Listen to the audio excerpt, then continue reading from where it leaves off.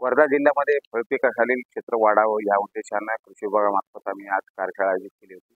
त्या कार्यशाळेसाठी भगवानराव कापसे साहेब जे केशर आंब्याच्या बाबतीत तज्ज्ञ आहेत, आंब्याच्या लागवडी कशा करायच्या, आंब्यामध्ये प्रति एकरी दर महिन्याला कमीत कमी 25,000 ते 35,000 रुपये निव्वळ उत्पन्न राहील हे तंत्र लोकांपर्यंत पोहोचवण्यासाठी आज आपण वर्धा जिल्ह्यात पाहिलं तर फक्त आंब्याचं क्षेत्र 115 हेक्टर क्षेत्र आहे.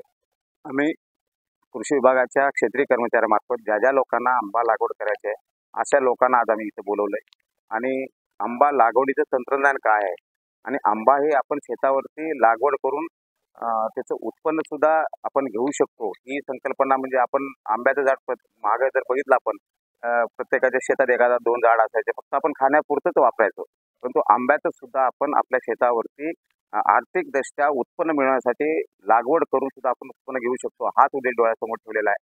आम्ही त्यासाठी इच्छुक जे शेतकरी आहेत त्या शेतकऱ्यांना आम्ही बोलले त्याच्यासाठी शासनाच्या योजना सुद्धा आहे, रोजगार हमी योजना आहे, त्याचबरोबर भाऊसाहेब फुलकर योजना आहे. या योजनेच्या माध्यमातून सुद्धा आम्ही त्यांना अनुदान उपलब्ध करून देणार आहे. आणि ही लागवड करत असताना आम्ही क्लस्टर बेसिसवर एकाच ठिकाणी 5 ते 10 एकर 20 एकर असं होईल ह्या पद्धतीने नियोजन केलेलं आहे.